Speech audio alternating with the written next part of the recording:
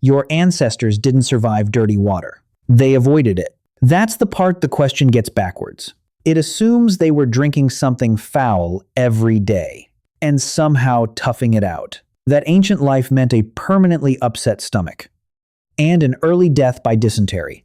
But that isn't what was happening. They were doing something far more impressive, reading water. A moving stream is not the same thing as a still pool, and the difference between the two was, very often, the difference between a drink and a death. And your ancestors had no idea what a bacterium was, no theory of contamination, and no way to test anything at all. Yet they could still tell you, with genuine accuracy, which water would kill them. Start with the assumption that needs correcting, because almost everyone carries it. We tend to imagine that natural water is dirty, and treated water is clean, as though the tap is a solution to a universal ancient problem. But a great deal of natural water is genuinely safe to drink. A spring emerging directly from rock. A fast, cold headwater stream high up in a landscape, well above anything that lives in it. Rainwater caught before it ever touches the ground. These are not compromises or desperate measures. In many cases, they are cleaner than what arrives at your house through a pipe. The danger was never water in general, and it never had been. The danger was specific and identifiable, and knowing the difference was the entire skill. So, what were they actually looking at? Picture someone crouched at the edge of a stream, and notice that they haven't drunk yet. They're watching how fast it moves. They're looking at the bottom, and whether they can see it. They're looking at what grows along the edges, and whether anything has died nearby, and whether the ground upstream has been churned by animals. They're looking as far up that watercourse as the terrain allows, because what matters is not the water in front of them. It's everything that water has already touched. That inspection takes a few seconds, and it's completely automatic. It isn't a decision so much as a reflex, absorbed in childhood by watching adults do it thousands of times, and it stands between a person and something that can empty a body in 2 days. And the central rule of that inspection, everywhere in the world, is the same. Moving water is safer than still water. Here's why that rule works, in terms nobody at the time could have articulated. Still, water is an incubator. It sits at ambient temperature, undisturbed, quietly collecting whatever falls into it or wanders down to it, and anything living in that water has unlimited time and no interruption in which to multiply.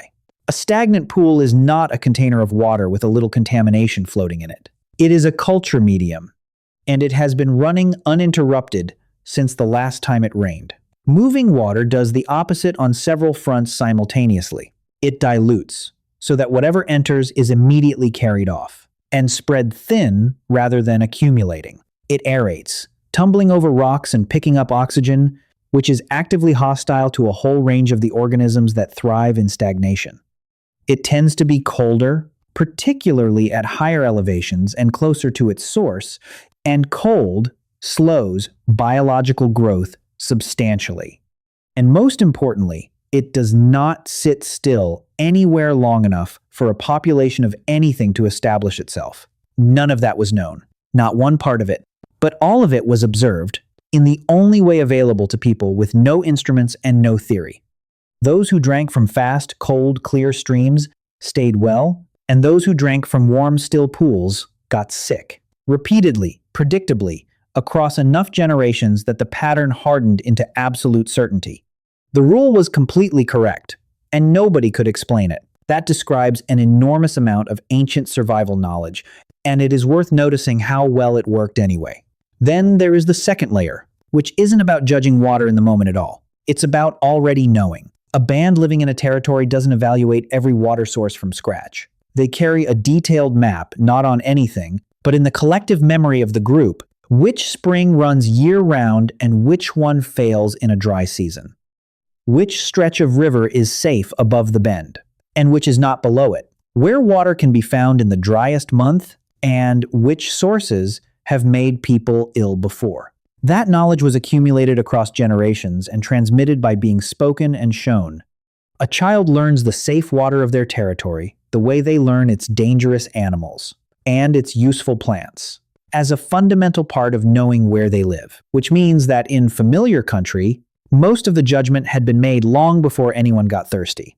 The danger rose sharply when people moved into unfamiliar terrain, where the map ran out and every source became an unknown. There's a third strategy, and it's easy to overlook, because it isn't about water at all. It's about needing less of it. A significant portion of your ancestors' water didn't come from drinking. It came from food. Fresh meat is largely water. So are tubers, fruit, greens, and many of the plants a foraging diet is built on. Some peoples in dry environments got a remarkable proportion of their fluid this way, and there are traditions of drinking blood or extracting moisture from specific plants, precisely because those sources are reliable when open water isn't. Every mouthful of water obtained this way is a mouthful not taken from a questionable source. Reducing your exposure is a survival strategy in its own right, and it doesn't require identifying a single pathogen. Now, the fourth factor, and this is where the story turns uncomfortable. People do get sick from water in these environments, and some water carries a low, chronic load of organisms that a person drinking it daily gradually becomes tolerant of. Lifelong exposure to the local microbial environment builds a kind of accommodation. You can drink from your own stream in a way a visitor cannot. That tolerance is real, but it should not be romanticized because of how it is purchased. Immunity of this kind is bought in childhood, and it is bought at a price that is easy to skip past. When you say the words, "they built up immunity," infants and small children have no accommodation yet. They meet the local organisms for the first time with nothing prepared, and they are the ones who pay for the group's tolerance. The adults drinking comfortably from a marginal source are, quite simply, the ones who survived that exposure. And the reason the source seems tolerable is that the people it would have killed died decades ago, as children. That is the actual mechanism. They built up immunity is a true statement with a great deal of grief folded inside it, and it deserves to be said properly rather than used as a tidy explanation. And that tolerance is strictly local, which is the other thing people miss about it. It is an accommodation to one specific set of organisms in one specific place. Walk 3 days into another valley, drink from a stream that the people living there use daily, and cheerfully without any trouble at all, and you may be seriously ill by nightfall. Their water is safe for them. It is not safe for you. And nothing about your own hardiness changes that. That is not a paradox. It is the entire nature of the arrangement. And travelers, traders, armies and migrants throughout history have paid heavily for not understanding it. So put those 4 things together, and you have the actual answer for the deep past. Read the water, know the territory, get moisture from food, carry a local tolerance you paid for as a child. It isn't a solution, exactly. It's a set of practices that keeps the risk low enough that a small mobile group can live indefinitely without water becoming the thing that kills them. Which brings us to the part that reverses the whole question.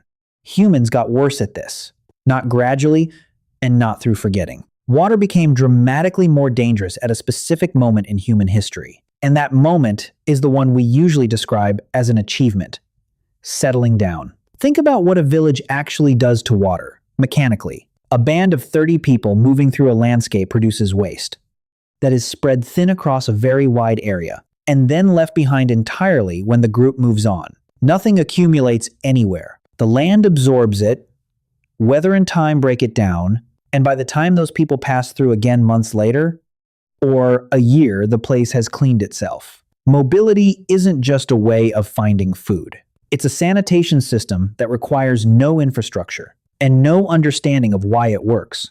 Now, stop moving. Put 500 people permanently beside a stream, and their animals with them, and keep them all there for years, then decades, then generations. Every person is now living upstream of somebody. The waste of an entire settlement enters the ground, and the water in one concentrated place, continuously, with nothing carrying it away, and no interval in which the land can recover. And the people drinking that water are, in the most literal possible sense, drinking downstream of themselves. Add livestock, which share a number of diseases with us, and produce waste in volumes no human population could match. Add density, so that anything one person is carrying reaches 100 others within days. That is not a village with a water problem. That is a machine for making everyone sick, running continuously, built by people who had no way to see what they had constructed. This is why the great waterborne killers, cholera, typhoid, dysentery, in its epidemic forms, are not really ancient wilderness problems at all. They are diseases of concentration.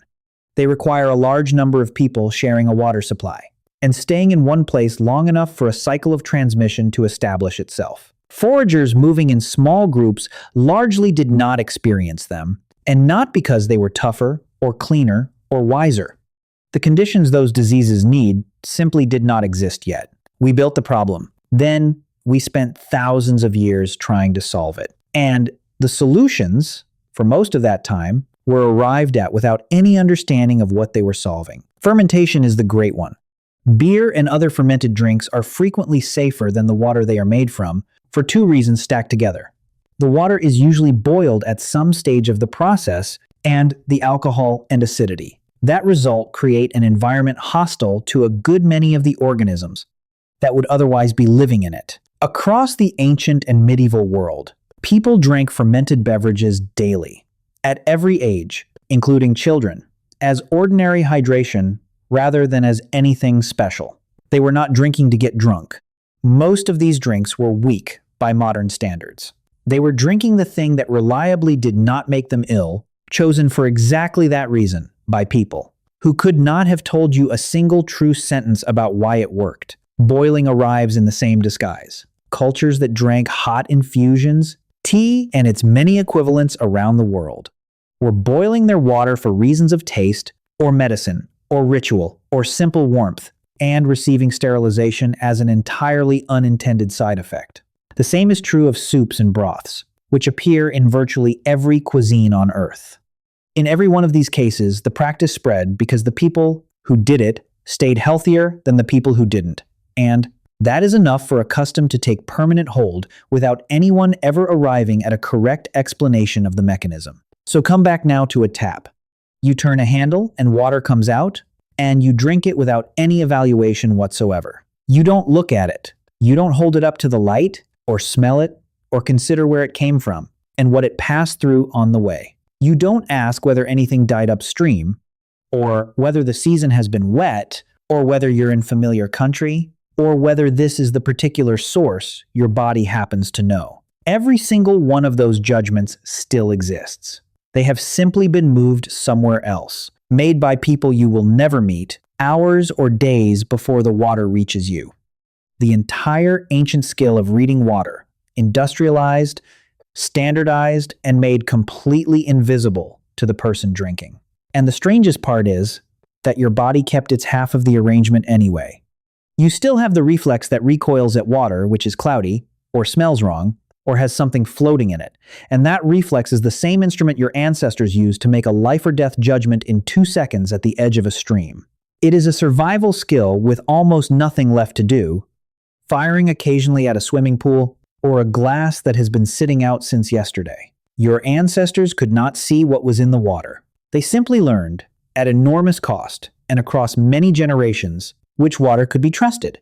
You don't have to trust anything at all. And that, out of everything in this video, is the genuinely unusual thing about you. If you made it this far, you are exactly the kind of person this channel exists for. We make videos like this one every week about ancient human behavior, about what your body still remembers, and about the gap between the world you were built for and the one you actually live in. If that is something you want more of, hit subscribe. It costs you nothing, and it tells the algorithm that this kind of storytelling is worth keeping alive. See you in the next one.